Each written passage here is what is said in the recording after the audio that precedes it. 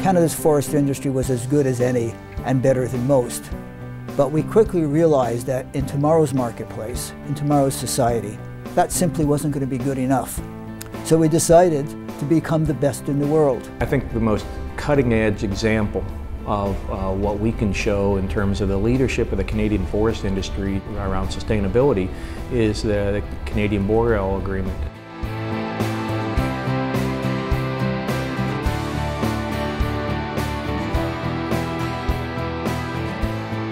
We agreed on something that's never been done before, in my knowledge, in any jurisdiction around the world by forest industry or any other natural resource industry. So I think that is certainly cutting edge, and it bodes well for the future of this industry and our willingness to collaborate with external stakeholders to get the best possible outcome.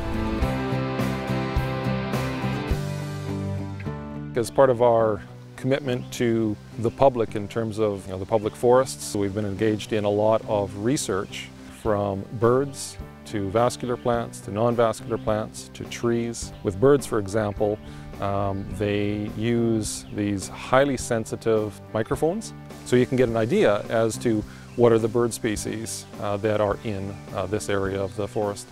You also want to be doing monitoring of the work that you're doing and examining what are the effects of both forest management and cumulative effects on biodiversity.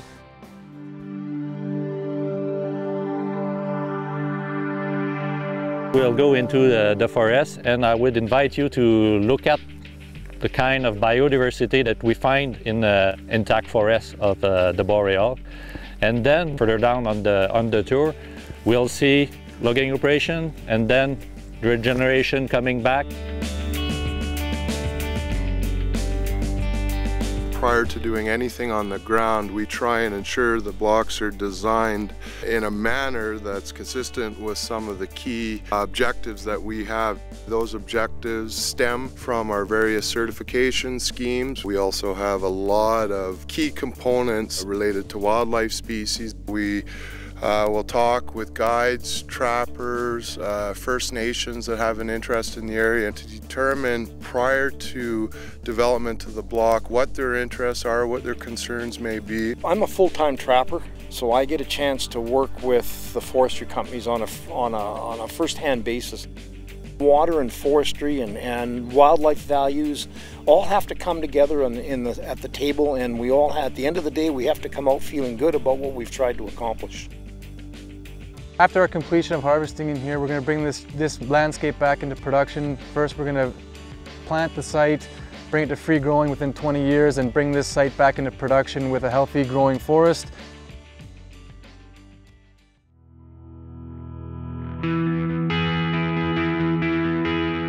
So what you're looking at here is rootstock that was grown in a nursery setting. The seedlings are contracted to be grown by nurseries within the province, and then after 1 or 2 seasons in the nursery, those seedlings are then planted out in the forest.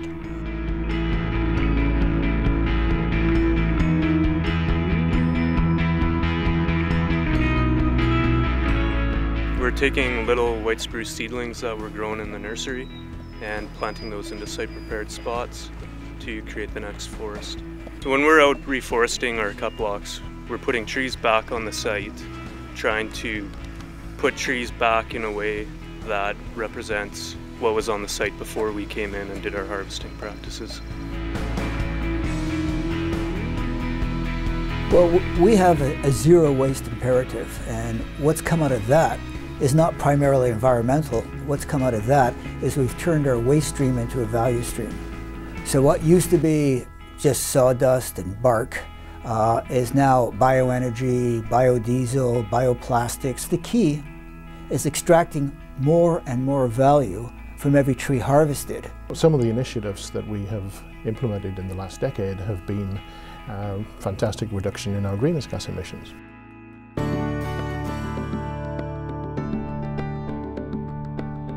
This facility is the cogeneration plant. It's responsible for supplying high-pressure steam to the plywood plant and sawmills. It also produces its own power to supply the building itself, and it also can provide up to 20 megawatts of export energy to the BC Hydro grid. What we're looking at here is actually not a commercial forest product.